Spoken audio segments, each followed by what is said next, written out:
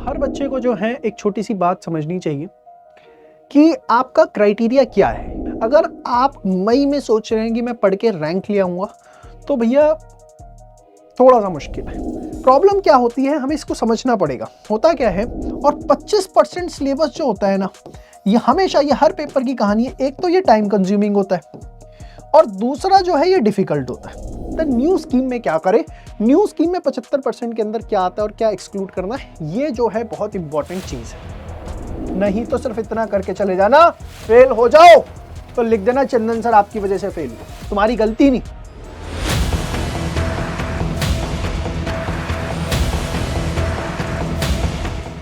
तो अभी ग्रुप 1 के अंदर अपना पेपर है कौन सा, एडवांस अकाउंट्स।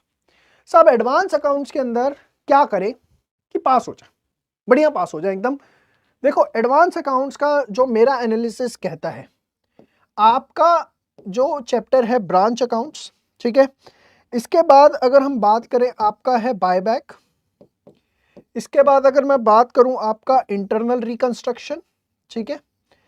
इसके बाद अगर मैं बात करूं आपका कैश फ्लो स्टेटमेंट, शेड्यूल 3, ठीक है। और जो आप फाइनेंशियल स्टेटमेंट्स बनाते हैं, प्रिपरेशन ऑफ फाइनेंशियल स्टेटमेंट्स, ये वाला ये लिख लो प्लीज एवरीवन। अगर मैं सिर्फ और सिर्फ इतनी चैप्टर्स की बात करूं जो कि मॉड्यूल 3 का छोटा सा पार्ट है, ये आपके एग्जाम में आने वाला है लगभग 45 मार्क्स का। ज्यादा का आ सकता है, कम का नहीं आएगा। Branch, buyback, internal, CFS, schedule 3, preparation of financial statement, 45 marks confirm है। इसके बाद सारा पेपर कहीं से भी आ सकता है। अब जरा ध्यान से सुनना। तो सबसे पहले प्रायोरिटी क्या होनी चाहिए भाई, कुछ भी नहीं है। कितना टाइम लगेगा, कोई बच्चा जीरो लेवल से भी करना शुरू करे ना तो 1 वीक का टाइम लगेगा। चलो कमजोर होगा अकाउंट्स में 10 दिन लगा लो, including perfect practice and test, 10 दिन में खत्म। 45 मार्क्स पक्के, और ऐसे हैं कि 45 में से 40 आराम से ला सकते हो। समझो, स्ट्रैटेजी चाहिए, जो मैं बता रहा हूं बहुत इंपॉर्टेंट है। तो अपने को सबसे पहला फर्स्ट प्रायोरिटी पे ये करना। अब साहब बहुत सारे एएस हैं, एएस 1 से शुरू होते हैं और 29 तक जाते हैं, कौन से करें? बहुत सिंपल तरीका बता रहा हूँ, ध्यान से सुनना, नोट कर लो प्लीज। इसके बाद क्या करें साहब, एएस कौन से करें? मैं कह रहा हूँ छोटे एएस करो, मत करो बड़े एएस। छोटे छोटे एएस करो जो आपको बहुत ज़्यादा फायदा देंगे, जहाँ से भर के पेपर आ सकता है। मतलब इस एएस जो मैं आपको बता रहा हूँ ना, आप ये करके जाओ, ये एएस करके चले गए, आराम से आप कम से कम 85 मार्क्स तक का पेपर अटेम्प्ट करके आओगे। कौन से एएस मैं आपको बता रहा हूँ, ठीक है ना। तो देखो सबसे पहले एएस 1 बताओ। हाँ, मजाक लगता है ना, 5 नंबर का कई बार क्वेश्चन आ जाता है, ठीक है। इन्वेंट्रीज पड़ा हुआ एएस है, ठीक है। सीएफएस से आपका 3 हो जाता है, वो पहले ही हो गया। 4, 5, ठीक है, फिर 7, फिर 9, फिर 10, ठीक है। इसके बाद अपने को करना है 11, 12, 13, वेरी इंपॉर्टेंट एएस, बहुत इंपॉर्टेंट है 13, ठीक है। इसके बाद यहाँ से आप मान के चलो, मुझे लगता है 10 नंबर का क्वेश्चन देखने को मिलेगा इन्वेस्टमेंट अकाउंट्स में, पूरा डिटेल। 16, 19, 20, 26, 28, 29। मतलब ये एएस घोट के पी लो, घोट के जिसे बोलते हैं ना, इसमें से कोई कमी पेशी आपको छोड़। मैं अभी एमलगमेशन की बात नहीं कर रहा, मैं अभी कंसोलिडेशन की बात ही नहीं कर रहा, मैं सिर्फ बहुत सिंपल एएस लिखे हैं। और मान के चलो कि कम से कम मरे से हमारा कोई एग्जामिनर पेपर बना ले 30 नंबर का, उसे यहां से डालना ही पड़ेगा। बहुत परमुटेशन कॉम्बिनेशन बिठाएं, आप ये मत सोचो कि ऐसी हवा में लिख दिया सर मैं मरे से मरा बता रहा हूं। तो मैंने आपको क्या बोला, 45 मार्क्स यहां से आने वाले हैं और अपने 30 नंबर कम से कम। और मैं तो इतना ऑप्टिमिस्टिक हूं कि यहां से 50 नंबर का पेपर भी आराम से बन सकता है, बट मैं फिर भी 30 कह रहा हूं आपको। तो भैया कितना होता है, थोड़ा मेरा गणित वैसे कमजोर तो नहीं कहूंगा, 45 और यहाँ पे कितना हो गया 30, तो 45 और जमा 30, हाँ भाई बोलो, हो गया 75। ये है 75, पहले ठोक लो अच्छे से ये। और ये कैसे करना है भैया, ये तैयारी हो गई।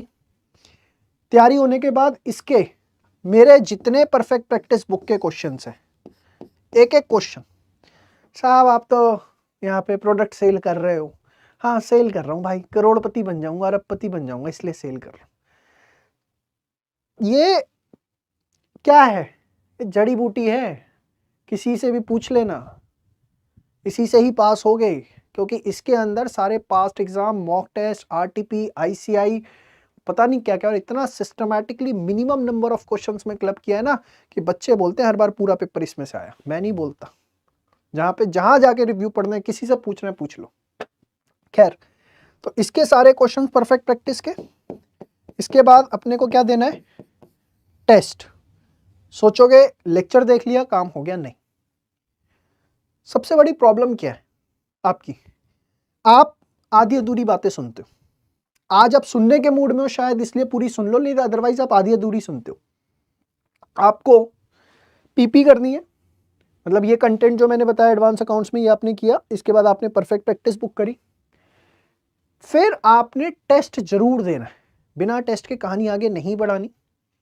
और टेस्ट खुद चेक नहीं करना, अपने दोस्त से चेक नहीं करवाना, अपने दीदी भैया से चेक नहीं करवाना। जिस टीचर से पढ़ रहे हो, जिस इंस्टीट्यूट से पढ़ रहे हो, वहां के प्रोफेशनल टीचर से चेक करवाना है। और ये भी देख लेना, क्योंकि मेरे को तो ये भी शिकायतें सुनने को मिली है बड़ी, कि सर हम इंस्टीट्यूट में पढ़ते हैं, टेस्ट ले लेते हैं वो, और फिर रिसेप्शनिस्ट को पकड़ा देते हैं कि ये आंसर शीट है, जरा देख के नंबर दे दे। नहीं, ग्रूमिंग में भाई जब तक चंदन सर है, एक एक आंसर आपका चेक होता है, साथ में ये बताते हैं कि इसमें नंबर क्यों काटे। 5 में से 3 दिए तो 2 क्यों काटे? भाई काटे तो क्यों काटे, समझ गए? ये ग्रूमिंग के टेस्ट की खास बात है। कोई बच्चा आपको कोई इंस्टीट्यूट बताएगा कि मेरे 242 बच्चे हैं ऐसे पास हुए जो कम से कम 2 अटेम्प्ट लगा चुके थे, और मेरे इंस्टीट्यूट के नहीं थे, बड़े बड़े इंस्टीट्यूट हो गए थे। दे ली ना तुमने बड़े इंस्टीट्यूटों में फीस, लाख लाख रुपए पेरेंट्स के हल्के कर दिए, खुश हो गए, अब उन्हें एक खुशी और दे दो, पास हो जाओ। मेरा बड़ा सस्ता कोर्स है, लेकिन वादा खिलाफी नहीं करता। वो आपको वादा देता है, और वादा एक वादा लेके वादा देता है, और वो वादा ये लेता है कि जो कहा जा रहा है वो करना है, और वो तुमने कर दिया तो ये वादा है कि जो तुम चाहते हो वो होकर रहेगा, लेकिन करना है। झूठ मैं बोलता नहीं, लेकिन वादा खिलाफी आपसे मैं बिल्कुल भी एक्सपेक्ट नहीं करता। जो आपको कहा जा रहा है वो आपको करना पड़ेगा। तो हमने परफेक्ट प्रैक्टिस करी, उसके बाद हमने क्या किया? टेस्ट पेपर करने। टेस्ट करने के बाद क्या करना है साहब? Mock test. जिस दिन आपका बैच 75, मतलब ये 75% कोर्स जो मैंने आपको बताया, ये चैप्टर्स पता है और ये एएस पता है, जिस दिन इतना कोर्स आपका हो गया, मॉक टेस्ट करना शुरू कर दो। ये मत सोचो कि बाकी चैप्टर्स नहीं हुए, हमें करने भी नहीं है। हमें मॉक टेस्ट देना शुरू कर देना, और मेक श्योर कि भाई यहां से 75 नंबर का आ रहा है। पहली चीज, आईसीआई का मॉक टेस्ट आएगा, वो भी चेक कर लेना, भाई चंदन सर पता लग जाएंगे सही है या गलत। दूसरी चीज, हम 75 में से 70, 65, 60 ला पा रहे हैं या नहीं ला पा रहे, आप समझ रहे हो? तो हमें जब ये कॉन्फिडेंस आ जाएगा तो हमारी नैया पार हो जाएगी। भाई लॉ में सबसे पहले घोट के पी लो अदर लॉ। कितने नंबर का आएगा बोलो प्यारे बच्चों? 30 नंबर का आएगा। 3 एक्ट हैं छोटे छोटे, जनरल क्लॉज, इंटरप्रिटेशन, फेमा, कुछ नहीं है। सबसे पहले लॉ में ये 30 नंबर अदर लॉ के पक्के करो, कुछ नहीं करना, और सबसे पहले ये करना है। इसके बाद एलएलपी और कंपनी एक्ट में चैप्टर 8, 9, 10, 11, ये कितने नंबर के आएंगे साहब? ये अपने आएंगे, तो ये मान के चलिए लगभग 40 नंबर के आपके आते हैं। तो कितना हो गया? 70 मार्क्स हो गए। इसके बाद चैप्टर नंबर 4 है शेयर कैपिटल प्लस डिबेंचर्स वाला। इसमें काफ़ी चीज़ें आपने पढ़ी होती हैं, क्योंकि कंपनी अकाउंट्स आप करके आ रहे हैं। कम से कम भी मरे से मरा आएगा तो 5 नंबर का, वैसे 10 नंबर की उम्मीद है। तो 75 से 80 नंबर जो है आपके यहाँ पर पूरे हो जाते हैं। और इसके अलावा एक चैप्टर और कर सकते हो, चैप्टर 4 प्लस चैप्टर 2 चाहो तो। ये भी बहुत हल्का चैप्टर है, इनकॉर्पोरेशन वाला, मतलब बिल्कुल मुश्किल चैप्टर नहीं है और ये जनरली बच्चों ने किया होता है। तो अगर आपने ये भी कर दिया साथ में ना, 15 नंबर सीधे 85 पे पहुंचोगे, समझ गए। और सबसे पहले यही करो, और मैं तो कहूँगा इतना ही करो, अनलेस आपके 1-2 पेपर या 3 पेपर हैं तो आप पूरा 100% करना, नहीं तो कम से कम पहले ये करो। और करने का तरीका बार बार कह रहा हूँ, concept, PP book, test, mock test, तभी पास हो सकते हो। मेरी बात 20% बच्चे मानेंगे, 30% बच्चे मानेंगे, और इतना ही रिजल्ट आता है। 40,000 बच्चे इंटर पास हुए, 2,40,000 फेल हुए, आप समझ रहे हो। तो इतना बुरा रिजल्ट है, क्यों है? क्योंकि आप सुनोगे नहीं। सबसे पहले टेक्स्ट के पेपर के अंदर आपको फोकस करना है सिर्फ और सिर्फ जीएसटी पे, जो कि आपका 50 मार्क्स का कर दिया गया। कितने मार्क्स का? 50। इनकम टैक्स रख दो साइड, हाथ मत लगाना। करंट आना चाहिए हाथ लगाने में, अभी जब तक जीएसटी पूरा ना हो। सबसे पहले जीएसटी। साहब क्या करना है? Concepts, PP book, test, mock test, और कॉन्सेप्ट प्लस पीपी बुक करने के बाद आईसीआई जरूर चेक करना कि मेरी सारी चीजें हो गई या कुछ रह गई। ये बहुत जरूरी है, कॉन्फिडेंस आएगा। ये जीएसटी एक ऐसा सेक्शन है जहां आप 50 में से आराम से 40 प्लस ला सकते हो और आप पास हो सकते हो। इकलौता सिर्फ और सिर्फ जीएसटी आपको पास करा सकता है। आप इसको देखोगे ही नहीं, आप तो इनकम टैक्स करोगे, पीजीबीपी करोगे, मजा आता है उसमें, है ना, तुम्हारे मजे बन जाते हैं वहां पर। पहले आप जीएसटी करें 50 मार्क्स का, कॉन्सेप्ट प्लस पीपी बुक, उसका क्रॉस चेक आईसीआईसीआई कि मेरी एक एक चीज कवर हो गई है, कोई छूटा तो नहीं है, कोई लाइन भी ना छूटी हो। 1 घंटा लगता है एक चैप्टर चेक करने में, कॉन्फिडेंस आता है। टेस्ट, मॉक टेस्ट, पास हो। साहब इनकम टैक्स पूरा छोड़ दें? किसने बोला तुम? ये कब बोला? मैंने बोला पहले जीएसटी कर लो। जब तुम्हें पता होगा ना 50 नंबर का जीएसटी ऐसा हो गया कि 40 प्लस आ सकते हैं, तुम्हें इनकम टैक्स करने में ना दिमाग चलेगा, क्या टैक्स में पास तो मैं जीएसटी से हो जाऊंगा।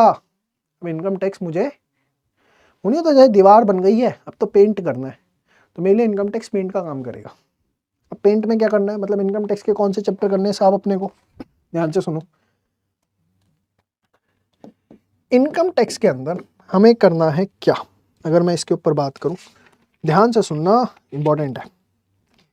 देखो इसके अंदर मैंने एक चीज जो नोट करी है कि एडवांस टैक्स का जो आपका चैप्टर है, टीडीएस, टीसीएस, और आपका जो प्रोविजन ऑफ फाइलिंग वाला चैप्टर है, मैं इसको 3 लॉट्स में बना रहा हूं। फर्स्ट, सेकंड लॉट है मेरा क्लबिंग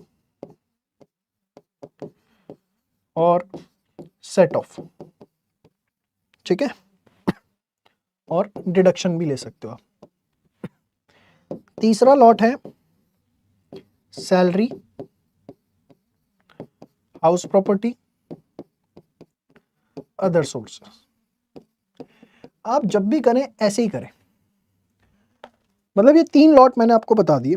एक्चुअली मैं मान के चल रहा हूँ आपने इनकम टैक्स कुछ पढ़ा होगा पहले से, ये फ्रेशर्स के लिए नहीं है। फ्रेशर्स जो हैं वो उल्टा चलेंगे, मतलब जो एकदम फर्स्ट टाइम इनकम टैक्स पढ़ेंगे, जिन्होंने आज तक नहीं पढ़ा, वो उल्टा चले, ये फ्रेश बच्चों के लिए, ठीक है। और जो रिपीट कर रहे हैं, ये रिपीटर्स के लिए, ठीक है। और मोटा मोटा मैं आपको बता दूं, तीनों ही सेक्शन आपके कम से कम 10-10 नंबर के हो गए, 30 नंबर हो गए पास। जिन्होंने टैक्स पहले थोड़ा बहुत भी पढ़ रखा है, आइडिया है, आप करेंगे advance tax, TDS, TCS, provision 10 number पक्के, clubbing, set off deduction 10 number पक्के, सैलरी, एचपीएल 10 नंबर पक्के। छोड़ दो पीजीबीपी, सीजी, एग्जाम के बाद पढ़ लेना। मैं मानता हूँ आर्टिकलशिप में उसकी रिक्वायरमेंट है, एग्जाम के बाद 2 महीने होंगे, उसमें क्या करोगे, गप्पे लड़ाओगे, उसमें पढ़ लेना, समझ गए। तो ये आपके लिए बहुत हेल्पफुल है कि पहले हमें जीएसटी करना है और जड़ से करना है, मतलब फरवरी एंड तक, चाहे समय चला जाए। इनकम टैक्स मार्च में उठा लेना, मुझे फ़र्क नहीं पड़ता। कॉन्सेप्ट एक एक, पीपी बुक का एक एक क्वेश्चन हाथ से होना चाहिए। टेस्ट, मॉक टेस्ट और बैच 75 शुरू हो चुका है। सबसे पहले हम भी कोशिश करेंगे जीएसटी को जल्दी से जल्दी कवर अप करें। आप समझ गए मेरी बात? डिटेल में करना है, कुछ भी उसके अंदर हमें छोड़ने की जो है कसर नहीं छोड़नी, बिल्कुल भी पूरा उसे डिटेल में हम करने वाले, ठीक है। और फिर इनकम टैक्स में एडवांस टैक्स, टीडीएस, टीसीएस, ये सब आपको करना है। आप इनकम टैक्स में 101% पास हो, लेकिन करना उतना ही जितना मेरा टीचर करा है, परफेक्ट प्रैक्टिस बुक, टेस्ट और मॉक टेस्ट। देखो उसमें ज्ञान की कोई अंत नहीं है टैक्स में, और इसीलिए आप फेल होते हो। माँ बाप के पैसों की कुछ तो इज्जत करो यार,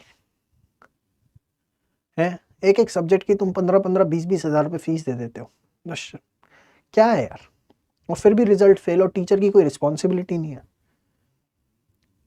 टीचर से तुम पूरा बैच ले लेते हो, एक बार बात करने को नहीं मिलता तुम्हें, कोई डाउट क्लास नहीं होती, तुम्हारा कोई टेस्ट नहीं होता, तब भी तुम्हारी आंखों में पट्टियां बंधी रहती हैं कि तुम पास हो जाओगे। ये जो माफियापंथी चल रही है ना, इसमें कहीं ना कहीं आप लोगों का सपोर्ट है,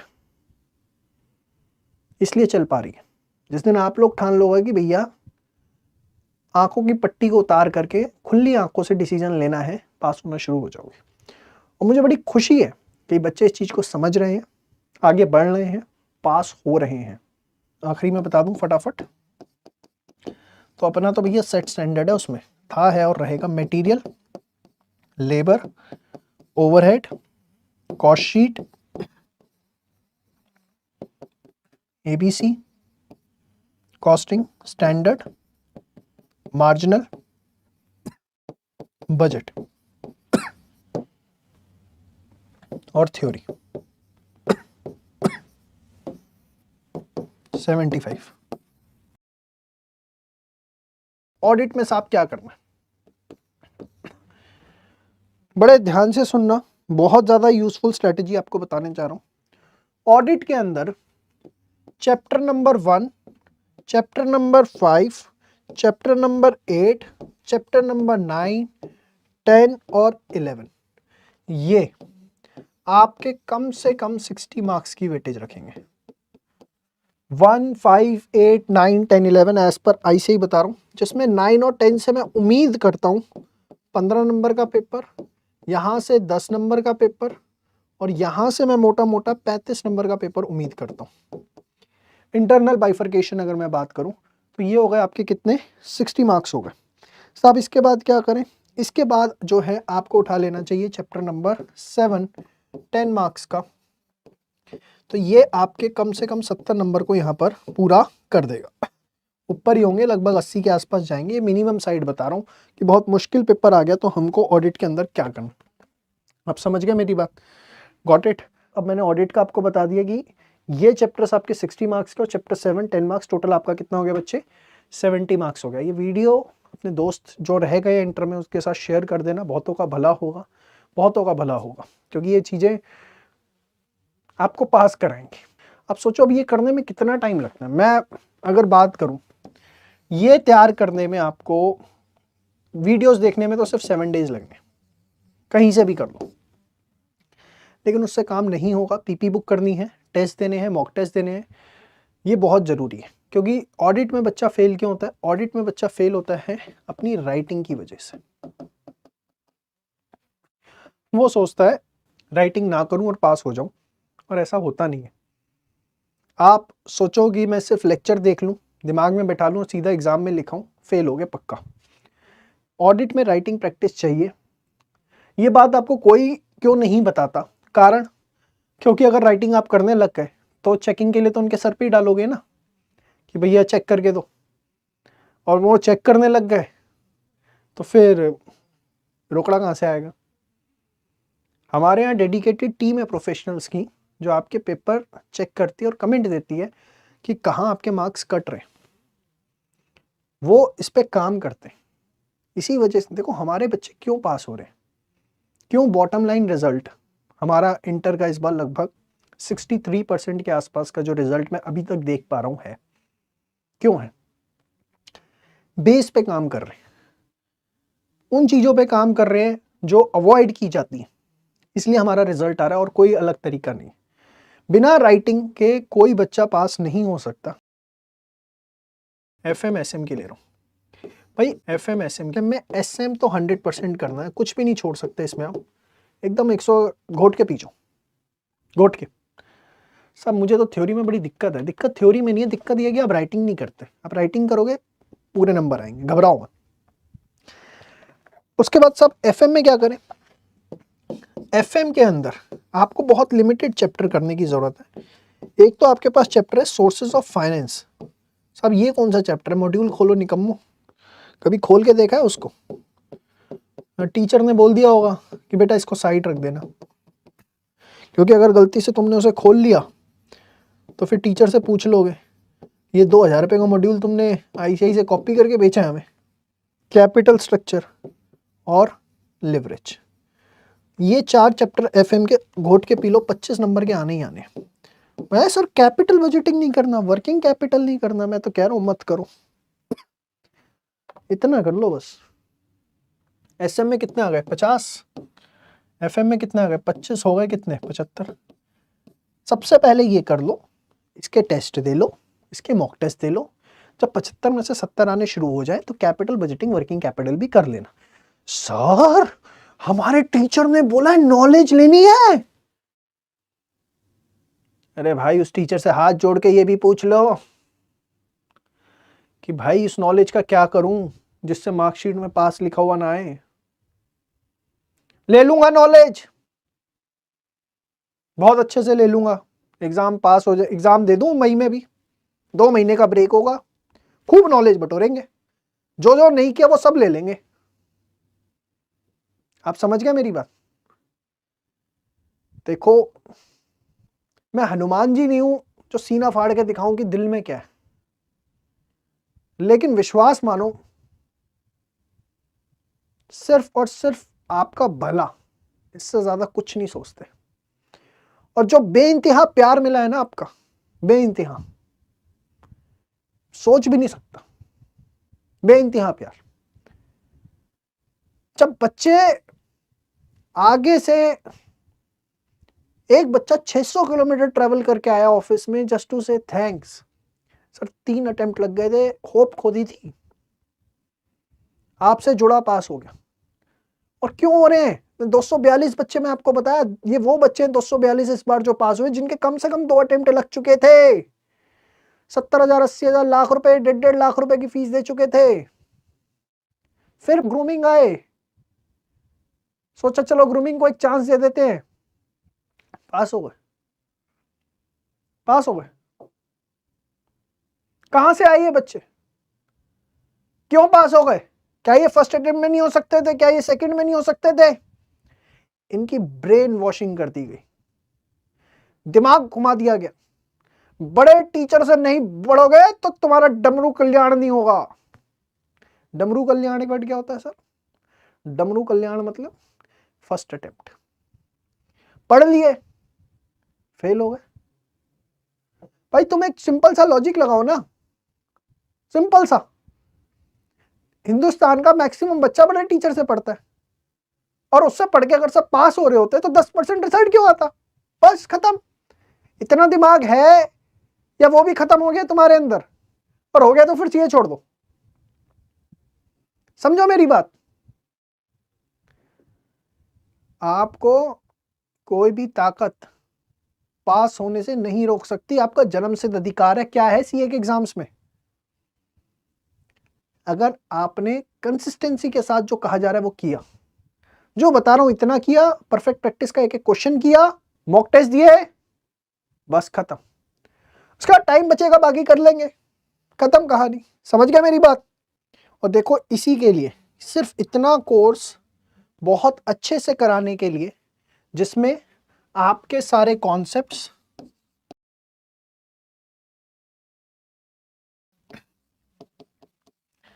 ऐसा नहीं कि हवा में उड़ा दिया, ICI से पढ़ाएंगे, क्रॉस चेक करवाएंगे कि देखो ICI की एक एक चीज पूरी करी है।